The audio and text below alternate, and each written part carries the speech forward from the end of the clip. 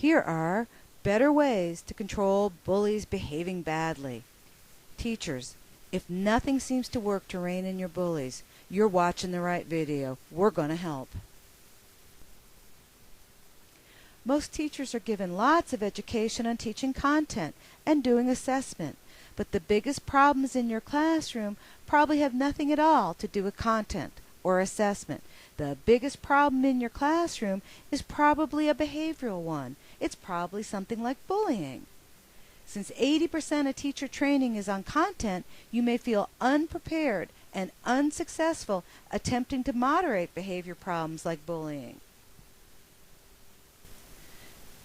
The approaches that educators are often taught to manage bullies are approaches that are destined to fail for many youngsters. Mental health counselors receive a lot more extensive training that helps them to learn about the different kinds of kids and then to match the interventions to the type of student.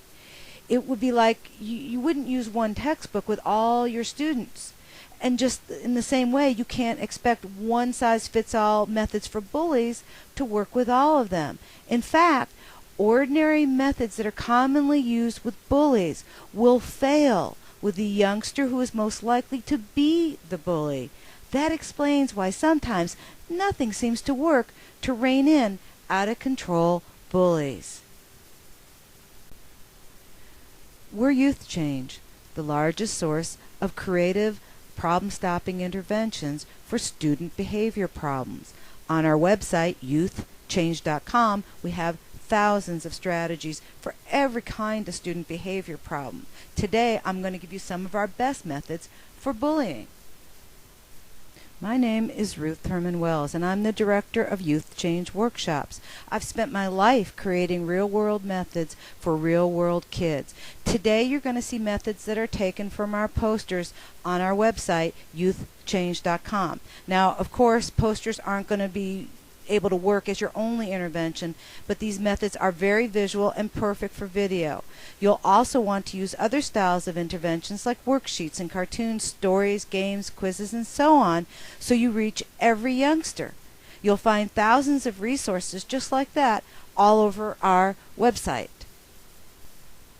Before I talk about the poster 97, which is what you're looking at right now, one of the things that mental health folks are taught, but teachers are not, is that in order to impact the bully, you have to make it about the bully and what the bully will lose by doing bad behavior or gain by doing good behavior.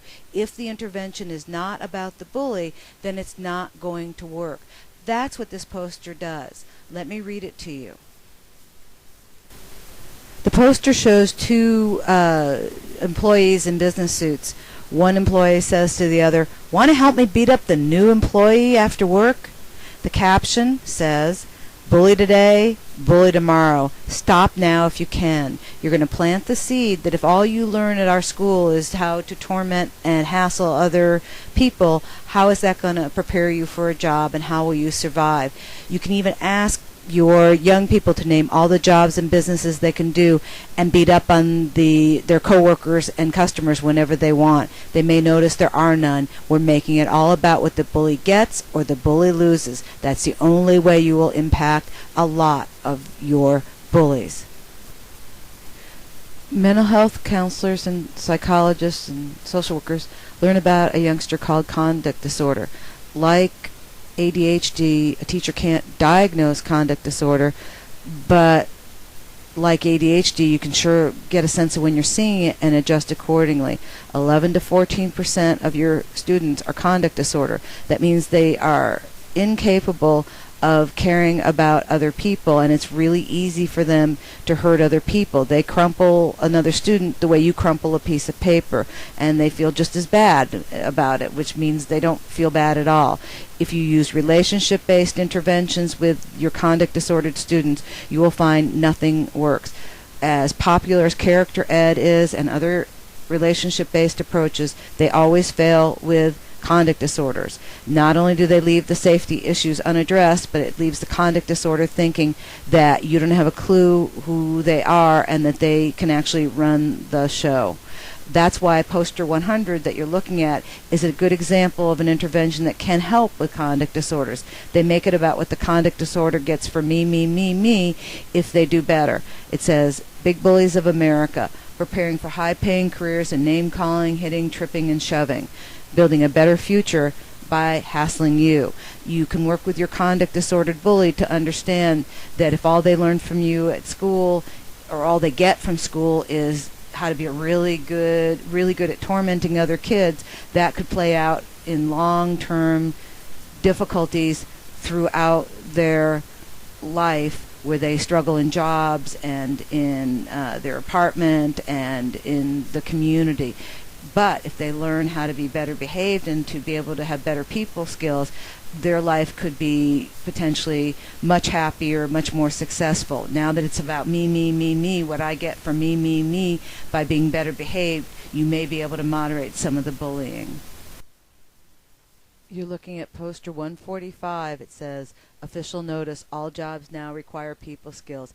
Again, this intervention is perfect for your bullies, since many of them are conduct disorders. This is showing you what I get for me by being better behaved and what I lose for me by being misbehaved. At the bottom of the poster it says, think this poster is scary, try life without a job. Now you certainly can get this poster from our website, but you could make your own, or you could make it in a handout version and use it that way instead. Notice how fluid our interventions are. They're really meant to work for you and to get the job done in the way that fits your personality, your time frame, your students, and just the way you like to conduct your classroom. Bullies are often chock full of excuses about why they did the behavior. You are looking at poster 95. It shows an employee destroying a computer. He's saying, you should have told me first if you didn't want me to destroy your computer. Again, you can't let these kinds of lines have any credibility. And one way to debunk them is to continue to work with the youngster to understand that the employer won't accept them, nor will a police officer, nor will an apartment manager. And again, the caption, bully today, bully tomorrow, stop now if you can.